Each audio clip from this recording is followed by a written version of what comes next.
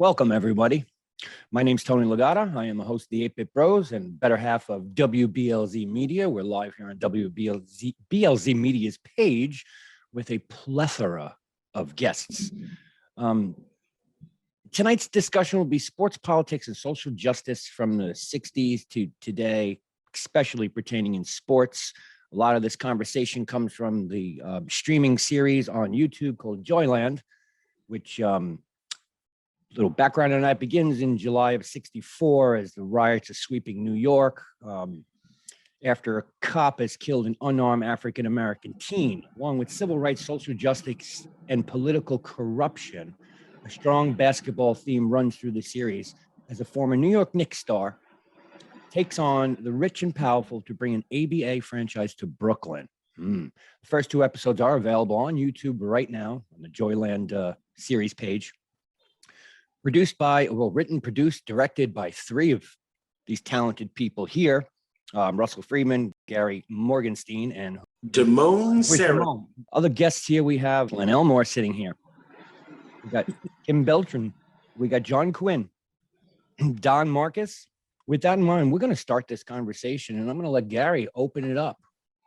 Well, I just want to say very briefly, we're honored to have everyone here. Joyland is a drama, it's entertainment, it's set in the 1960s, where we think so much of today began. But I want to let these sports personalities talk about, as Tony said, the what sports was like in the 60s and the activism and the fight for social justice and civil rights, what they've experiencing and how much it's changed since then. So please, I'm just going to sit here and be quiet and enjoy. All right. So why don't we start with you, Len? What would you like me to talk about? I mean, my memories of the 60s were, kind of as a child, an emerging young black man in America, obviously. I just started playing basketball. Actually, I just started playing basketball in 1967. Prior to that, I was kind of a baseball player, played a little football.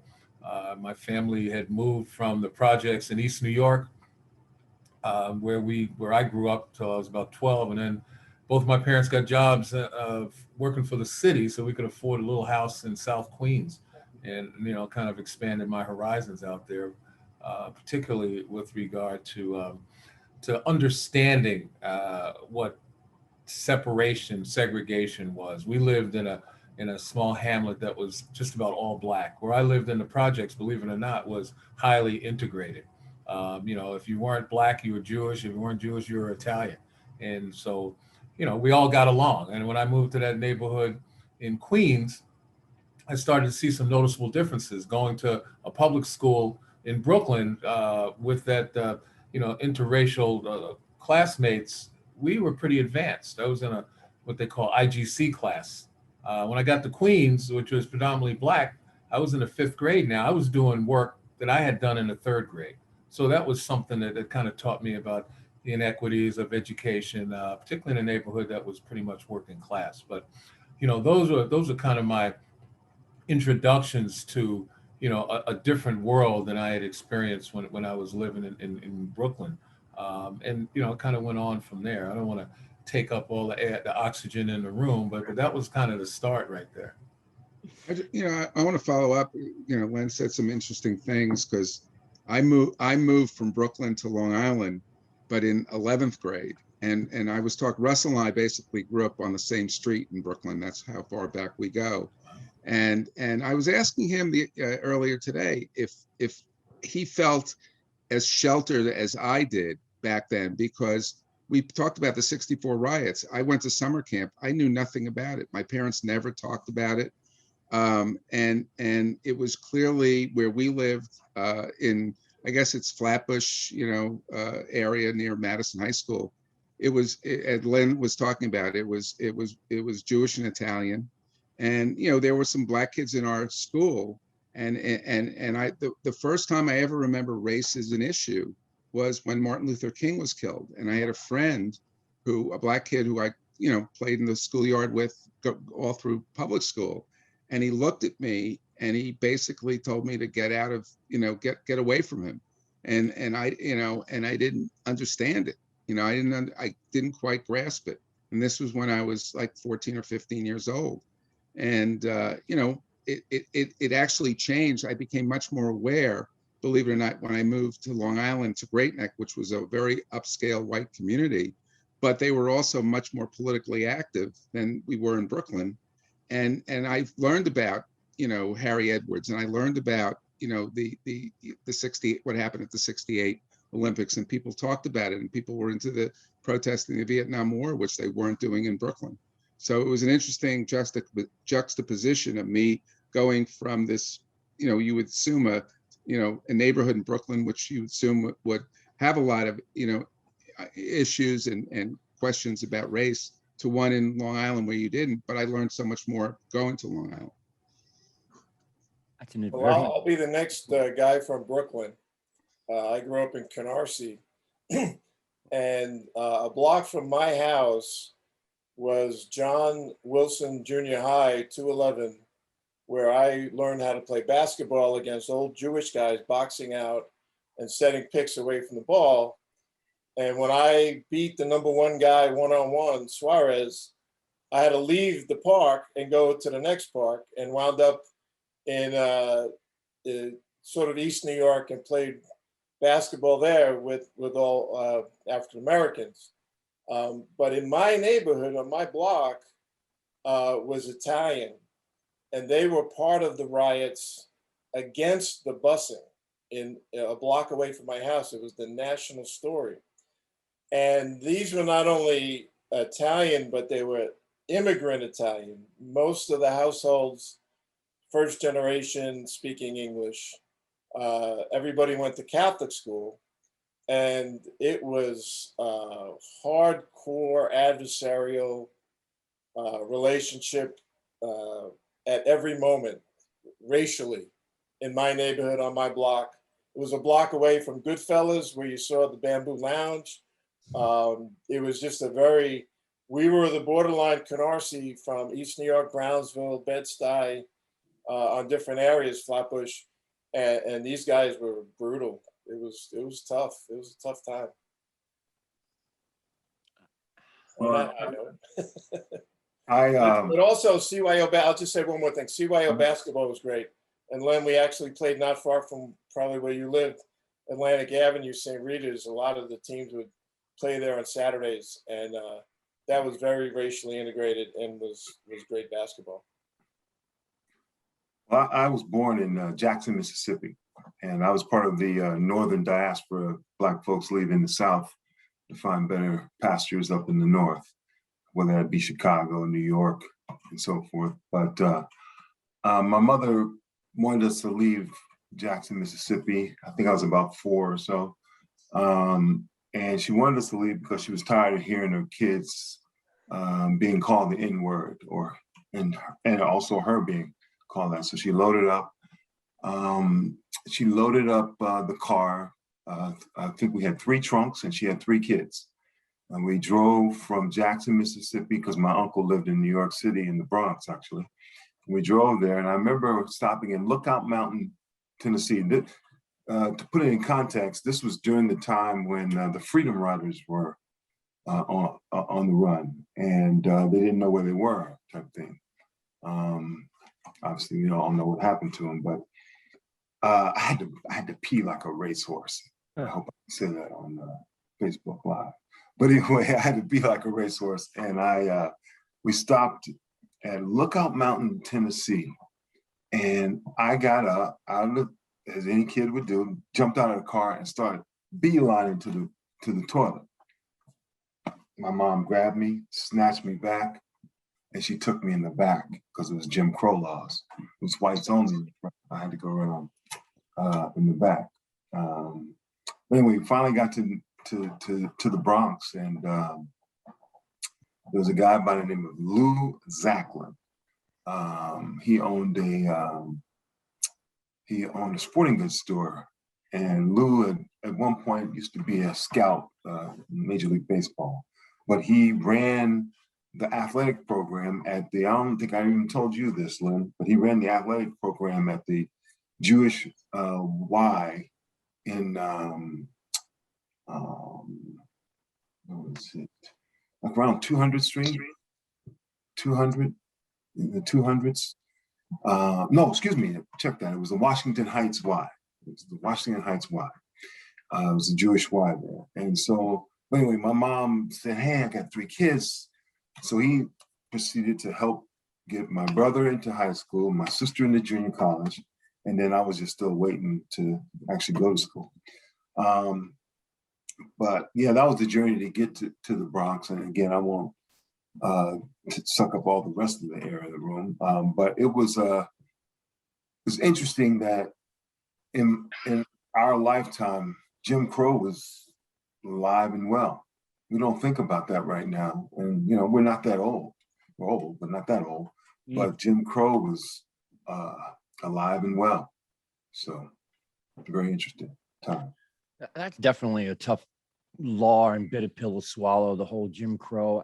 I mean, I'm a hell of a lot younger than a lot of people. Don't remember a lot of, I was born in '69. So before that is, you know, I'm only learning from history books or the things that my parents had taught me. And to this day, I just can't comprehend the social injustice that has happened in the 50 years I've been alive. And it's still happening today with the political influences and reflections of everything. Why don't we talk about some of that and the how politics has moved into sports from the 60s till now? I was going to say that, and you know, Russell, you haven't spoken yet, so I don't want to take time from you, but you know, the people don't realize that politics and sports, particularly activism, is not a new thing. There have been activists since sport became a thing in America, and that's during Reconstruction. I teach a course at Columbia, Athlete Activism for Social Justice, and you know, we trace the actions of people like Jack Johnson, and we go beyond that. I mean, the Turn of the century. Sports. Well, yeah. I mean, look, the sports that made sense and were most popular back in the United States back in those days were horse racing, cycling, and boxing to the greatest extent. And African Americans were champions in all 3 of those. And even in baseball, Jackie Robinson might be the first Black player to integrate what we consider Major League Baseball, but a person like Fleet Walker played before Cap Anson got on the field and decided, okay, no more Blacks are playing in what we consider Major League Baseball at the time. That was in the 1880s or 90s. But even beyond that, I mean, there's Paul Robeson. You could look at Jesse Owens and Joe Louis, who were activists in their own right. Obviously, you know, you have Jackie Robinson, and then more vocally, more in your face were the Muhammad Alis of the world. And, you know, behind John, you see the iconic picture of Tommie Smith and John Carlos. You know, those sacrifices made by individuals were really the focal point of athlete activism. But then you had people like Althea Gibson, who never considered herself an activist, but also the person who allowed her the opportunity. When I say allowed her the opportunity, it wasn't like she was the authority, but she worked with her, was the blonde champion Alice Marble back in 1950, who challenged tennis to be fair and equal and give Althea Gibson a chance to play in what we now consider the U.S. Open. And guess what? She got a chance to play and she won. So, you know, the activism of athletes kind of permeates, you know, American history. And it's most prominent when, you know, we see things like Jim Crow laws. You know, one of the reasons why in horse racing, Blacks dominated horse racing, but all of a sudden just disappeared, was because of Plessy versus Ferguson, where they were allowed to now separate these dominant Black jockeys and not allow them to race. At one time, 11 of the 13 jockeys in the Kentucky Derby were Black. The highest breadwinners in the United States were Black jockeys. One of them, Jimmy Winkfield, decided he was going to leave and go over to Europe. And he went over there and made a living, married a Russian princess, and lived until he was 90. Isaac Murphy, who was another great jockey, stayed in America took the slings and arrows and of outrageous racism, ultimately died penniless as an alcoholic.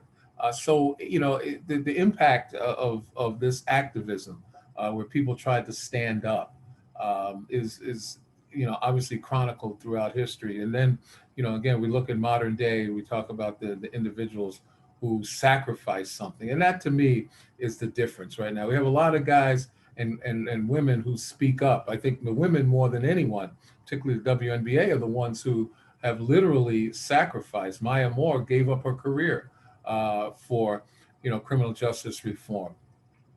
But the speaking out is a start. And I think that, the unity, and maybe this is something that we can also discuss. Howard Bryant, the writer who wrote the book, The Heritage, said that the Black athlete in America is the most powerful employee in America. And think about that from a unity standpoint, the impact they could have if, in fact, they worked in unison. So, I'll kind of leave it there. But, when we talk about athlete activism, the impact that they've been able to have and continue to have and potentially could have is tremendous. Just to follow up with Len, actually, Len gave me an idea for a class I teach at American University. We were talking early in the fall or late in fall about things to talk about in class, and he said we were talking about the activism by the NBA, and Len was the one who said the WNBA really had more of an impact than the NBA did. And I had Elizabeth Williams from the Atlanta Dream and another player in my class, and they affected the election. I mean, they obviously they followed the lead of others down there, but they were the ones who put Warnock's name on their backs, literally, and got his name out there, and turn the country, turn Georgia, but ultimately help turn the country where it is right now, and hopefully for the better. Sport and politics, they're two sides of the same coin, if you really think about it. And to your point about the WNBA, they were Angela Davis on steroids in some ways, because they were really out front.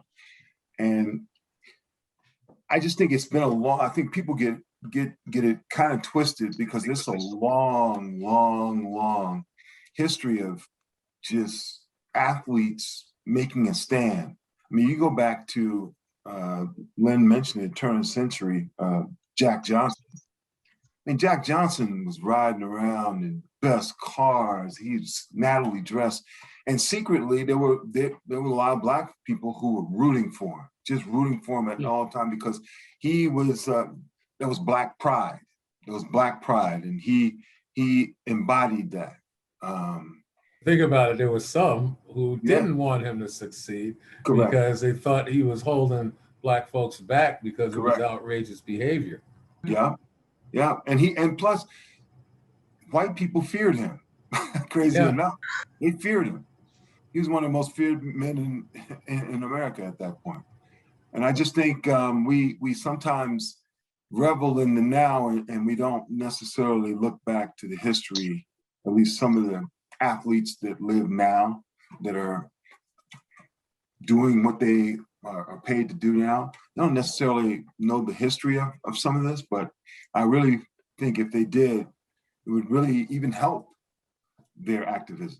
Well, some of it is also symbolism. And I'm not going to, go into a history lesson, but I just want to add, since we're on that subject. Remember, the symbol of dominance back in those days was the heavyweight champion in boxing.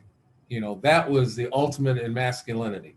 And have a Black man be that heavyweight champion. Think about how they felt in colonized countries like Africa, in Asia, where this man of color now is the most dominant figure.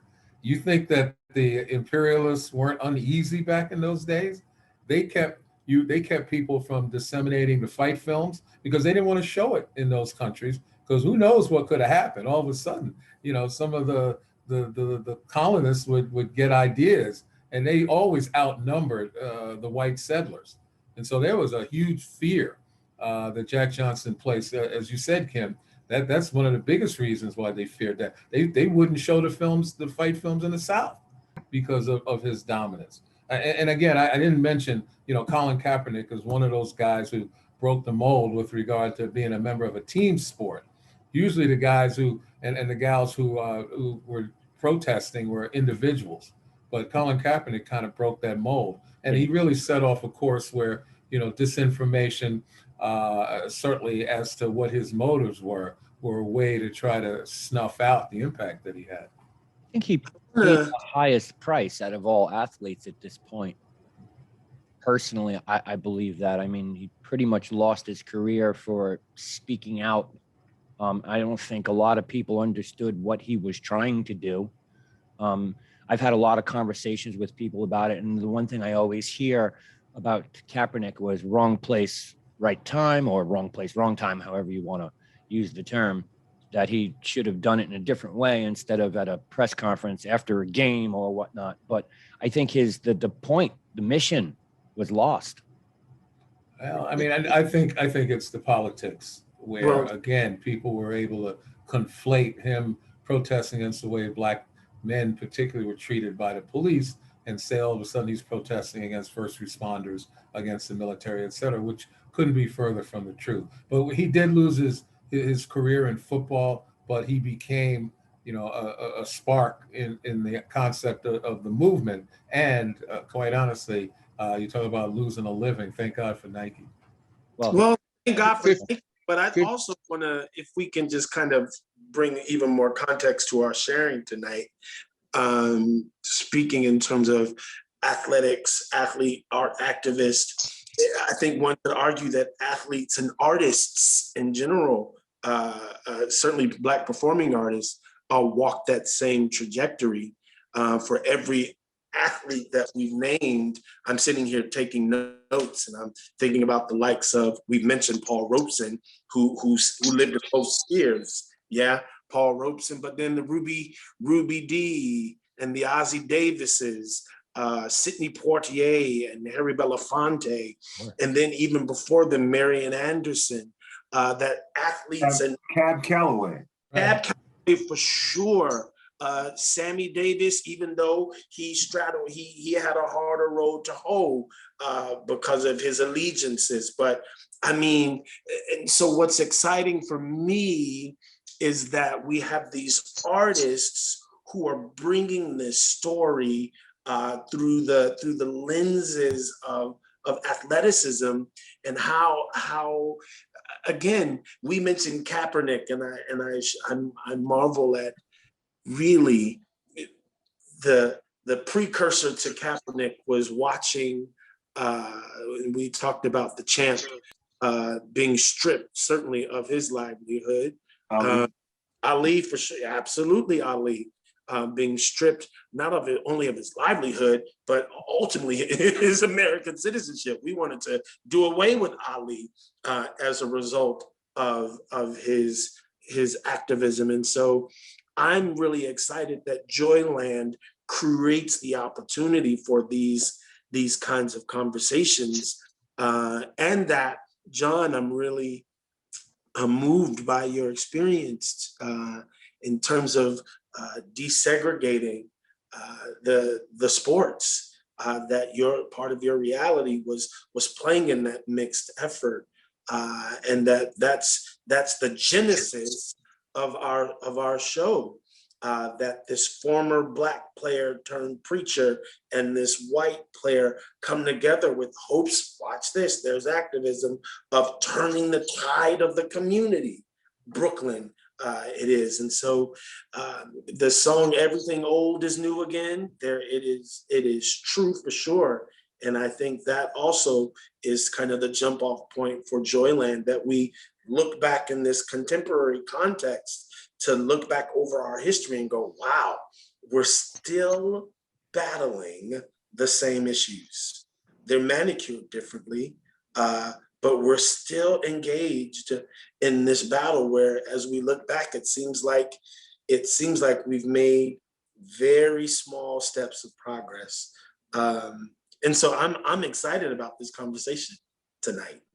It's interesting. I keep going back to '68 and obviously the photo behind me. But I mean, I remember '68, I was a freshman at Stuyvesant High School. on the track team. And we had a very good, deep track team with a lot of African Americans. And they were very vocal. They were very politically active. They went across the country to different schools, Columbia, Northwestern, you name it. And they were invigorated by the '68 Olympics. They wanted to make a difference. Yet, Tommie Smith struggled. Tommie Smith couldn't get a job. John Carlos couldn't get a job. It was very difficult. And George Foreman actually did. He actually made a career because basically he carried an American flag. So from a political statement, you know, how different was he from the other athletes? Not that much, but he carried an American flag. Kareem, I think most people forget about Kareem. He did not participate. And it's a very interesting phenomenon that the people who protested got a lot of attention, and they worked with Harry Edwards, and then they were basically blacklisted. Kareem didn't participate at all. He made the biggest statement. He was the best, he's the GOAT. He's still the GOAT. And he did not participate. It's just incredible that those happened. Power Memorial guys, you gotta watch them, man. The big guys, the Power Memorial big men, you gotta watch. You gotta front them. You gotta Yeah, front exactly. Well, I almost got kicked out of school because as student council president, I tried to lead us on a march in the Vietnam War moratorium down Fifth Avenue, and they threatened to throw me out of school. So I was absent that day. But yeah, that's what we did. Would have been fine if you had Kareem with you. Oh, sure. Kareem's market value, you know, gave him that power. But John, I mean, that is absolutely true. The statement that he made, he said and I think he says he would do what he could do, have the most power and the most impact. And by not playing, certainly I think that was tremendous impact. You know, also he gave Spencer Haywood an opportunity to be a star, but beyond that. There's always a silver lining to every dark cloud, right? But Kareem was also protesting what was going on with Muhammad Ali, right? Him being stripped of his title for not drafting and if I remember correctly. There was a gathering of great football players. Jim Brown organized it. They call it the Summit. Yep. You know, Bill Russell, Kareem were there, but a lot of great football players led by Jim Brown, and they were there to discuss, you know, economic empowerment in Black communities, but also to vet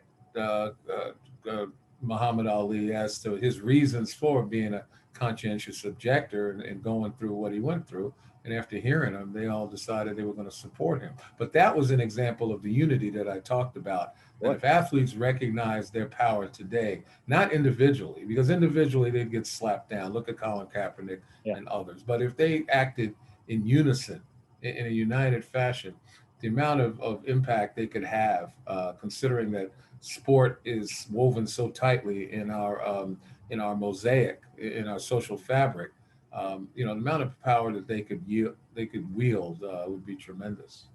Jim Brown created, what is it called today? The Black Economic Union? Yeah, I wouldn't go beyond that because Jim Brown has gone through a lot of iterations. Well, but for politically, and a lot of them were selfish too. So. Sure, his run-ins with the law and all that, but you know, he tried to help his community. I mean, Kareem still speaks to this day, doesn't he? Yeah, well, Kareem is still, you know, relatively active, as are other guys. But see, guys like Kareem and others, and even myself, you know, we're passé. We don't have the leverage. He has a voice, but he doesn't necessarily have the leverage. You know, the reason I say that is because if athletes, particularly in the NBA, let's use them as an example. If instead of one game they sat out because of, you know, Jacob Blake or whatever happened in Kenosha, you know, if they sat out more than one game, if they told their owners, look, you guys deploy lobbyists to get tax breaks, to get zoning laws changed for your stadium, you get all that. Why not deploy those same lobbyists now and have influence on those same people that you donate money to, which is predominantly the GOP, which is standing as a barrier to, you know, getting rid of qualified immunity and some of the other things that, you know, help propel this inequity of police conduct towards people of color. If you deployed them, then we'd have a better world. And if you don't, maybe we'll sit out more than one game. And if they sit out more than one game, obviously the networks aren't going to be happy, and they're not going to pay because the advertisers aren't going to pay because there are no games. And the players may not get paid for a while, but the owners aren't going to make any money. And that's really where the strength is. But again, it's not incumbent upon any of those guys to make that stand, make that statement. They're entitled to go for whatever it is they need to go for and make a living. But if they really wanted to have that kind of impact in a unified fashion, they have the ability. As we see it, and then we'll get to everything. Okay, so, sorry, John. No, I wanted to chime in for a moment. I think I'll quote the great author George Russ Jr., who used to say it's poppycock and balderdash. To think that politics and sports are not intertwined, that they ever were separate, is poppycock and balderdash. I mean, I remember, my dad was a great sports person. He loved sports. He played basketball at Lincoln High School. And he told me how he revered Joe Louis, was his hero, Joe Louis, and what Joe Louis meant to America when he beat Max Schmeling. So there we see it, how the white Americans got behind Joe Louis, and he never was threatening. My youth, when Muhammad Ali came about and made his position known, I guess I was kind of a middle of the roader, like Donnie. We were growing up in Brooklyn. We had integrated schools since 1964. I had a lot of black friends and such like that, but I felt like, I like Joe Frazier better. He's more my kind of a guy. He's like not rocking the boat as much. And I think for the owners and such, they see this, they just want it to go back to business as usual as quickly as possible. I mean, that's their goal. When the Kaepernick thing happened, I went to a pizza place in New Jersey, not to be named, and there were signs on the outside and then signs above the TV saying, we will not show any games of the San Francisco 49ers or Colin Kaepernick or any of that. Well, I picked up my pizza that night. I came home to my wife. I said, we're never buying a pizza from that place again. And we haven't. We have not. So I think that it's funny because it feels like with the Olympics and them trying to institute a rule now against protesting or something, is it? It's Rule 50, and actually they've literally always had that rule. That's the IOC. The USOC was going to allow them, their athletes to demonstrate. So it's going to be an interesting conflict. The IOC, you violate that rule, you get punished. But the governing bodies like the USOPC, what are they going to do? Are they going to enforce it? Seems like a stick in a hornet's nest. What's interesting is, again, going back to John, the picture over your shoulder. If I remember correctly, Brent Musburger called them Black Stormtroopers, right? And he was part of a group that just thought it was the wrong thing to do. And as we all know, coming back wasn't very kind for those guys, right? But history has been kind to them. Now they're seen as what they should have been seen then, right? Laying the groundwork for people of color and getting eyes on places where they needed to be. Right now, it's the same thing with Kaepernick. There will come a time, history will treat him much better than we've treated him. And I just think that as far as Ali was concerned, there were a lot of Black people that didn't like Ali. I had people in my family that didn't like him. And to Len's earlier point, they just felt like he was kind of holding us back. But he was the beginning of the vocal athlete in a lot of ways. And he really set the tone for us again. People, I remember growing up hearing people comparing him to Joe Louis, but it was just a different entity. Well, think about it. People vilified Malcolm X. even after he separated from the Nation of Islam. And now, he's spoken of in heroic terms. Right. That's what history does. Yes. And I think from Without- my standpoint, growing up, the way Malcolm X was portrayed, the way Ali was portrayed after he said he wasn't going to go to Vietnam, was, I think white America were threatened by people like Malcolm X. And now, I mean, honestly, when I watch the movies about him now, I feel a sense of guilt. And I even asked my mom, God bless her, she's 96 years old. And they were part of that, keeping those stories away from us. And, I understand it as a parent, you're trying to protect your kids, you don't understand. But she also says there were people in our neighborhood who did go to the protests and who did support, people. I don't know exactly, if it was Malcolm X or whoever, but, I just look at that now in the lens of 50 years, and I say, wow, I wish I were an adult back then to understand it as opposed to just a kid. I think back then, most people didn't understand Malcolm X or the difference between Malcolm X and Elijah Muhammad. They didn't understand why Cassius Clay would change his name to Ali. There was just big confusion. They just had no idea. He came up and he beat Sonny Liston, and it was a huge upset. Most people thought it was a fix. And then the second fight, everybody thought that was a fix. So it had this, kind of layer of a fake, setup type of situation in the sport of boxing, which was notorious back then. And then when he went and protested the war, that was a white America protest. The white Americans were protesting the war. He crossed over sort of into another genre, if you want to call it. So people were very confused. The average white person didn't know anything was going on, was just confused by it all. And I think a lot of people did, ironically, root for Joe Frazier when the boxing came together like that. But, at that time period, you look at like the AFL, they protested the All-Star game in Houston. They decided not to go, which is a lot like the baseball protest now with the All-Star game in Colorado. But you look at it, I mean, I'm going to make you laugh, but I watched the rerun of Maude the other day, and every issue they talked about is still a big issue right now. Nothing's changed. Very little has changed. No, it's all moved sideways, kind of like the stock market when a company takes off and then it just has these lateral moves. That's all I have seen in the last 30 years when it comes to any kind of racism or activism. It's just sideways steps.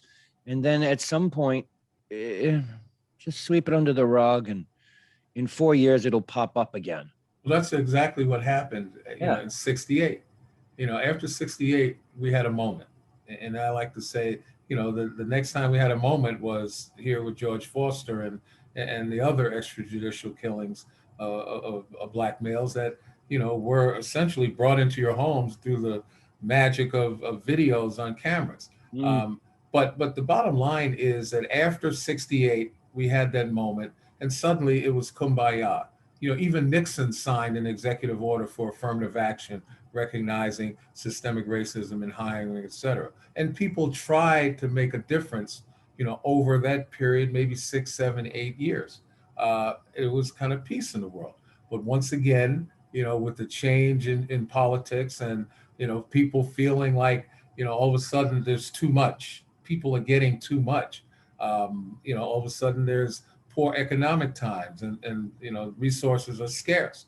Then this stuff starts to crop up again and, culminates during the Reagan years, in my opinion, as well as, with Rodney King in the early 90s. Now, I will say this, after I finished my career with the Knicks, I went to law school. I had to get a job because I didn't get paid like these guys get paid today. So, but, after I got out of law school, my first job was going back to my hometown of Brooklyn, New York, and I was an assistant district attorney. And I decided to be a DA because that type of law, I could be more proactive in pursuing justice rather than merely convicting.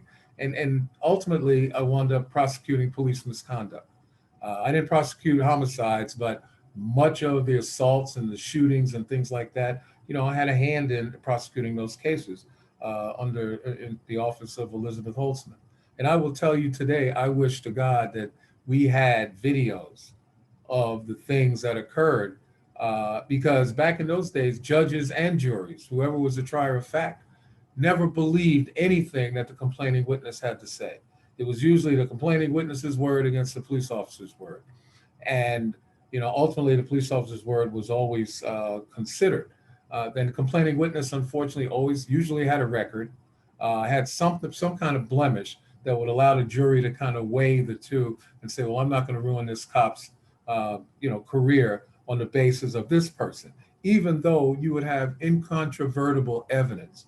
I had forensic evidence, scientific evidence that refuted everything that a cop said in one of my cases.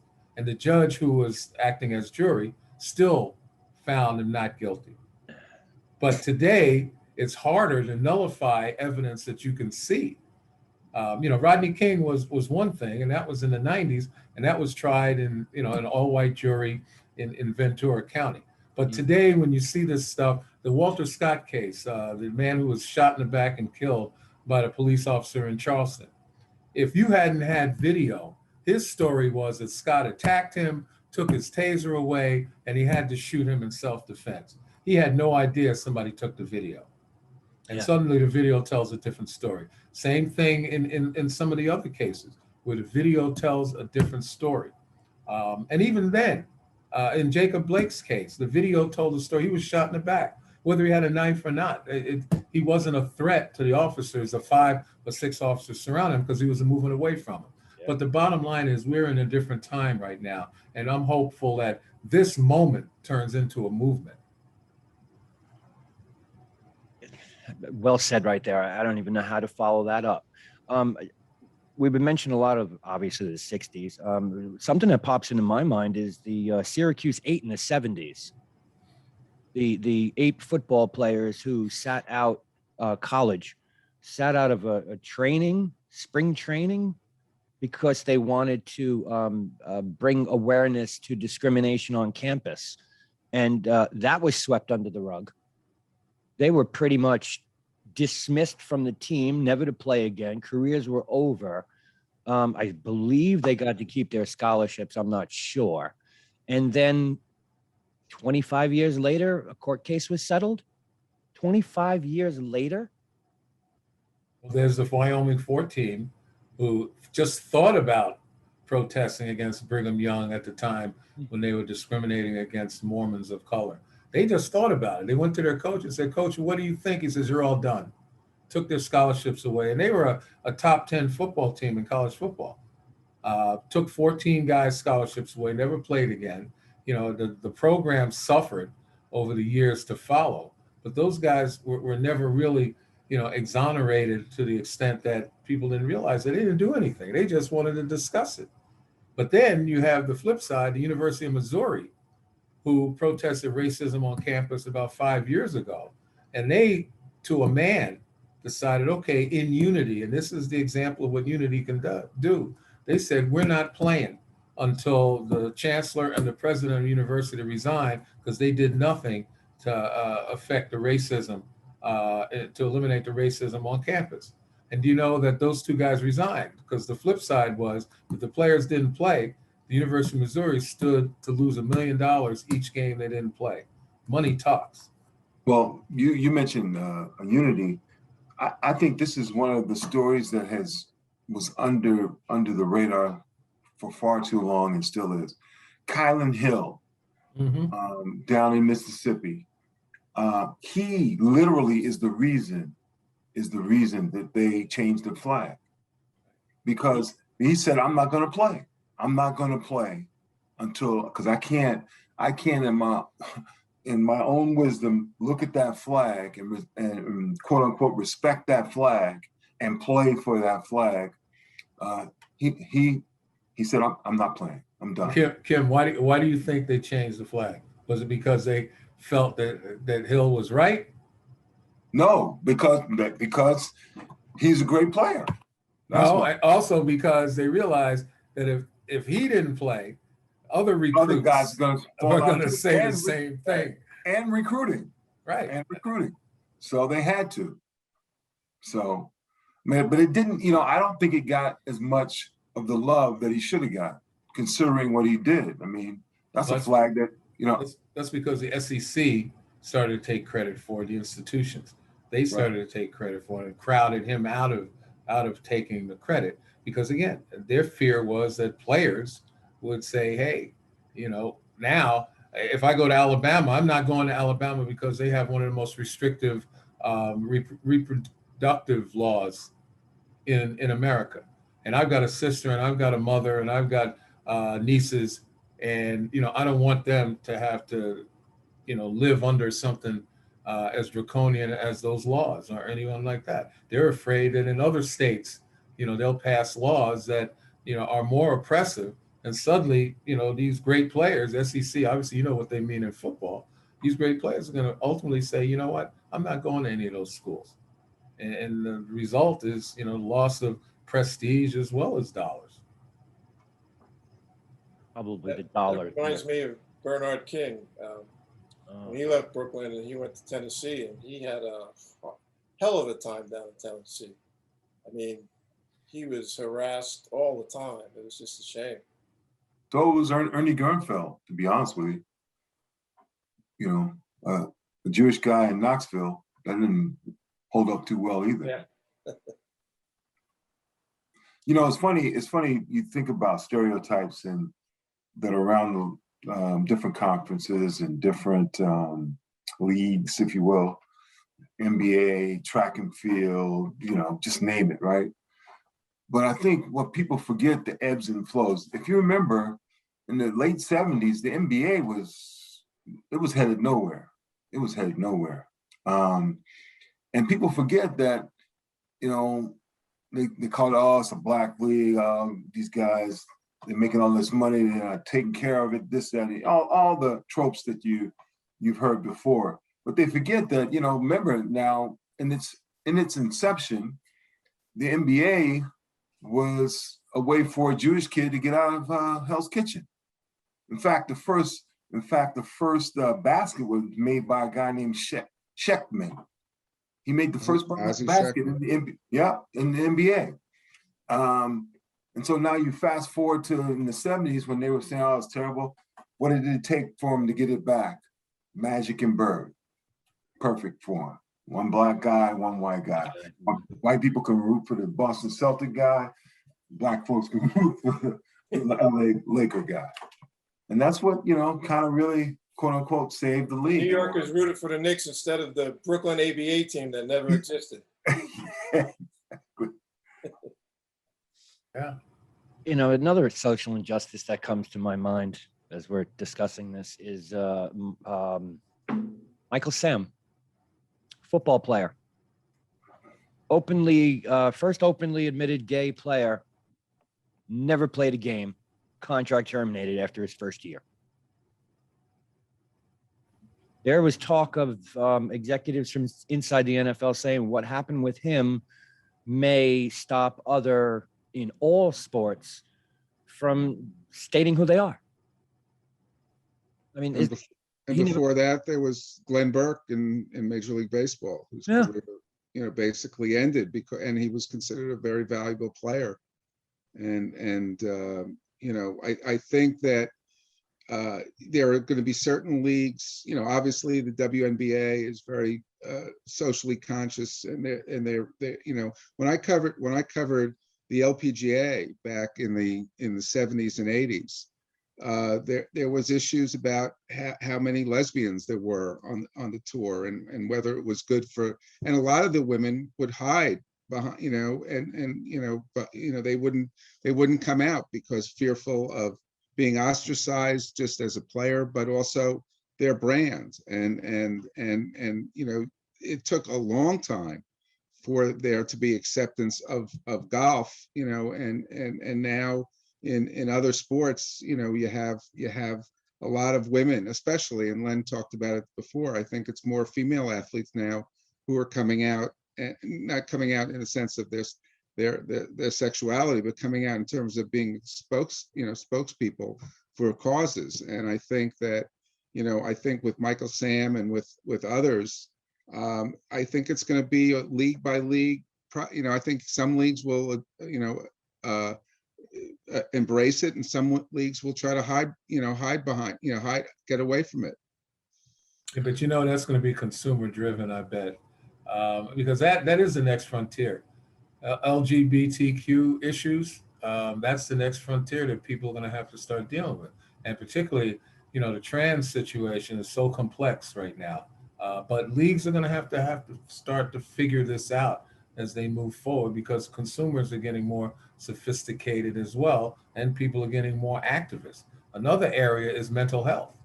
I think people don't pay enough attention to the mental health issues, not only that players suffer, but overall, and where's the involvement of the leagues, with regard to that, particularly as it pertains to the players. So, some foresight is certainly required, because heretofore you had leagues, particularly you talk about the NCAA, which I think has had the worst history of being able to anticipate markets. They don't make any changes until the devil's about to kick the door in. And now when you see with the Alston case and states passing NIL legislation and others looking to pass federal legislation that even will go as far as pay for play, I say the devil's in the front yard, and they still haven't made any decisions yet. So, that's, I think, where leagues and leadership is most important. You have to be able to anticipate and have a plan to deal with that. Otherwise, you're going to be at the mercy of forces that are going to be beyond your control. Look how poorly they handle the whole inequity between the men's tournament and the women's tournament this year, as if they couldn't predict that would have happened had it was so easily. I mean, all they had to do is step up and give the women what the men had, and maybe not even as much, but make it at least somewhat equitable. And nothing would have been said or written, and it became the story of the tournament the first week. Title IX was put this in the forefront for participation, but it never did for coverage, and it never did for anything else. One thing though, that there is a crossover. Megan Rapinoe has crossed over with Sue Bird, as a power couple, and I think the U.S. women's national team has really changed a lot of the average person's perception of that. Making them aware of what's going on, especially even with the pay. I mean, the U.S. women are the best women's team ever. The men are terrible, and they kept bringing up the pay disparity, which is absurd, I'll raise you your Michael Sam with a Myron Rolle. Myron Rolle, as you remember, he was a Rhodes Scholar, went to Florida State, played football. But basically the word was he was too smart. He wasn't committed to football. Come on, the kid was a really great football player.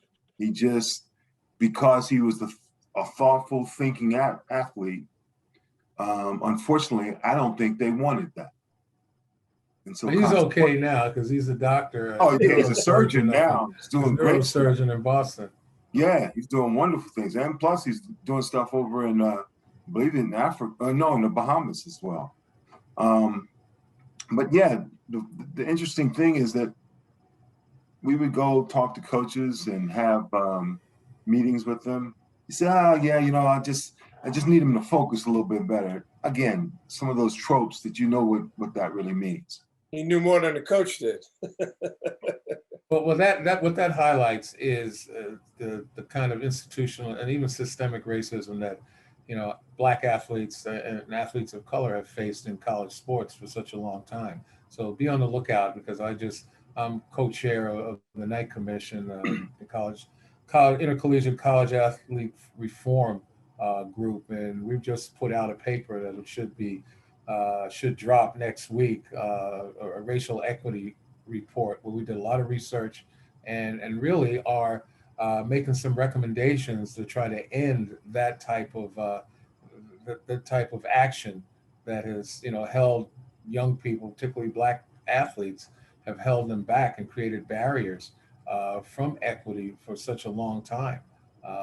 And some of the things you bring up, Kim, are some of the things that we looked at and we're attacking. So, it's all part and parcel of the systemic racism in sports that, particularly on the college level, that we've seen. And, the progress is so slow when it didn't necessarily have to be. Well, I want to thank everyone for joining in to have this conversation tonight. Thank you, Gary, and the rest of the crew at Joyland for letting me partake in this. Len, I really wanted to comment on something you said. You opened up a can of worms with the LGBTQ trans issues that are going on. And now we have Caitlyn Jenner standing up and saying, born a boy, you want to be a girl, you play boy sports, that's that. Anybody have any final thoughts on issues like that before we wrap this up? Well, since I opened up a can of worms, I'll just say it is a complex issue. Yeah, it's and I think that we may want to follow the science more than anything else. But let's see how it plays out. Well, let's see how it plays out when she becomes governor. Governor, yeah, California, right?